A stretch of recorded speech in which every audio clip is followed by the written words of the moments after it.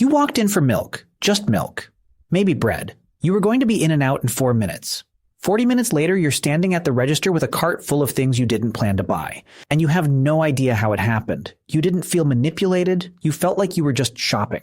But the store you just walked through was not a neutral space. Every aisle, every light, every smell, every color, engineered. And the strangest part, every supermarket on Earth runs on almost exactly the same blueprint. Tokyo, São Paulo, Nairobi, Minneapolis. Same layout, same logic, same result. Most people assume the stores look alike because of efficiency. Standardized supply chains, franchise templates, shared architects. That's not wrong. But it's nowhere near the whole answer. The real reason is that every supermarket is built around a map of your brain. And that map hasn't changed since 1950. This is the story of how that happened. It starts in 1950s America, in a grocery store in New York City, with a man named Paco Underhill. Actually, it starts before Underhill. It starts with the man who invented the modern supermarket layout entirely. His name was Sylvan Goldman, and in 1937, he ran a grocery chain in Oklahoma City called Humpty Dumpty. Goldman noticed that shoppers stopped buying when their handheld baskets got too heavy, so he invented the shopping cart, not a refinement,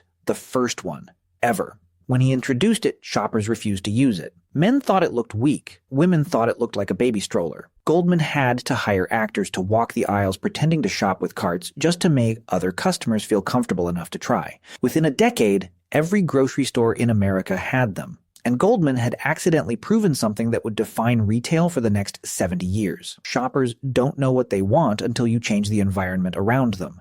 The cart didn't just carry groceries, it expanded what people were willing to buy. Average purchase size increased by 40% almost immediately. 40%. From one piece of metal on wheels. That insight, that the physical environment shapes buying behavior more than the products themselves, is the entire foundation of modern store design. And it was about to get much more scientific. In 1990, environmental psychologist Paco Underhill founded a firm called EnviroCell in New York. For 20 years, his researchers physically followed shoppers through stores, clipboards in hand, logging every pause, every touch, every backtrack. They tracked over 50,000 shoppers across hundreds of stores across 4 continents. What they built was essentially a behavioral map of the human animal inside a retail space. And what they found was deeply consistent across cultures, consistent enough to be called laws. The first law: you turn right. In countries where people drive on the right side of the road, roughly 90% of shoppers entering a store will naturally drift right within the first 20 seconds. Underhill called the zone just inside the entrance the decompression zone. It's the area where your body is still adjusting,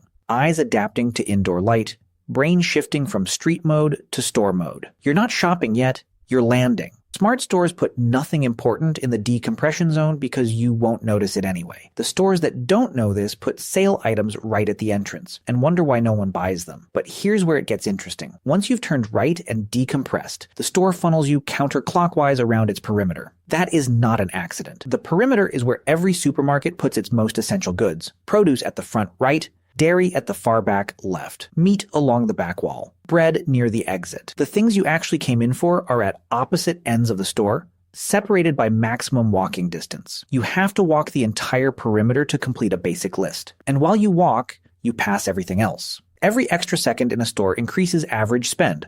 Underhill's data showed that shoppers who spent 40 minutes in a store spent twice as much as shoppers who spent 20 minutes. The layout is a time machine. It makes your visit longer without you feeling it. There's one more piece to the perimeter strategy that nobody talks about. Produce is at the front because it's colorful, it smells alive, and it creates an immediate subconscious association. Fresh, healthy, trustworthy. You haven't bought anything yet, but you already feel good about this store.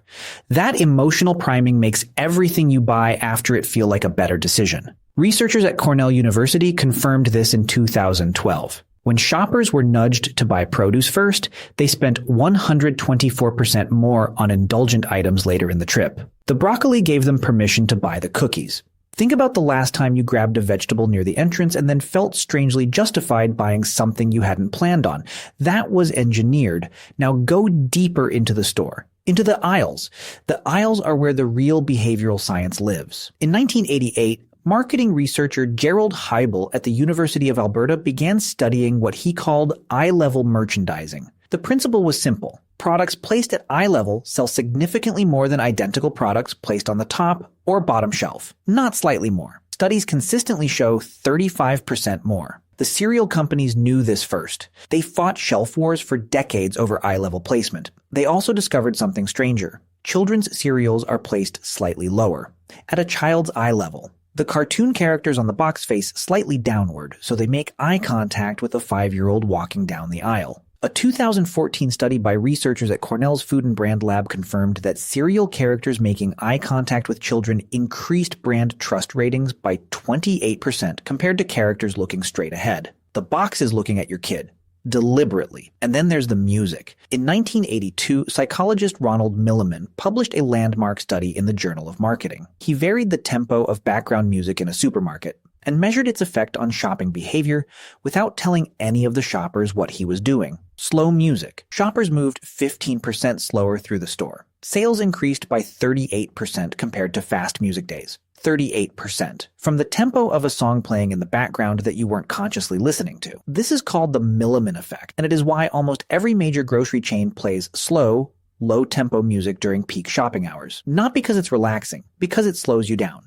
Now here's what almost nobody quotes about all of this research. When Paco Underhill published his findings in his 1999 book, Why We Buy, the retail world ran with the obvious lesson. Shoppers are predictable, so build the store around their weaknesses. That's the version everyone repeats. But Underhill's actual conclusion was more nuanced. He argued that the best retail environments don't exploit shoppers, they serve them. A well-designed store reduces friction, guides you to things you genuinely need, and creates an experience that doesn't feel hostile. The manipulation and the service are the same architecture. Which one it becomes depends entirely on the intentions behind it. That tension is still unresolved. But there is one more layer to this story, and it might be the most unsettling one. The supermarket layout you navigate today was not designed for your health, your convenience, or your time. It was designed in an era when food companies paid supermarkets directly for shelf placement. This practice is called slotting fees, and it has shaped every grocery store in America since the 1980s. A food company pays a retailer, sometimes hundreds of thousands of dollars,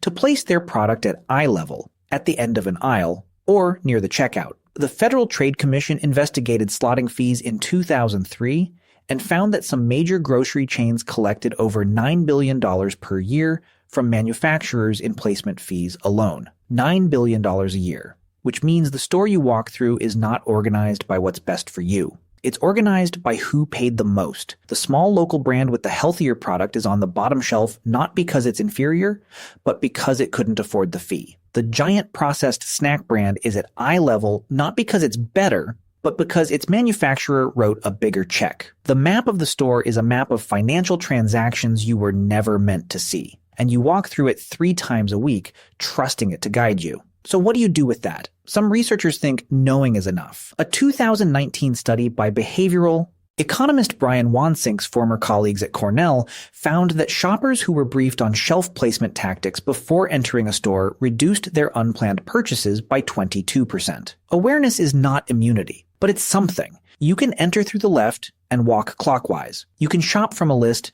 and stick to the perimeter. You can look at the bottom shelf. Small rebellions against a system that spent decades studying you. But here's the honest truth. Even knowing all of this, you will probably still drift right the next time you walk through those doors. You will slow down when the music slows. You will grab something from eye level without pausing to wonder why it's there, because the store was not designed to trick your conscious mind. It was designed to move before your conscious mind catches up. It operates in the half-second gap between seeing and deciding. The same gap that Sylvan Goldman exploited in 1937 with a cart made of folding chairs and wheels. That gap hasn't closed. It's been studied, refined, and monetized for 80 years. You walked in for milk, and somewhere between the produce and the dairy, the store became the one doing the shopping. The most sophisticated system ever built for influencing human behavior isn't a social media algorithm or a casino floor. It's a building you walk into voluntarily 3 times a week and call it running errands.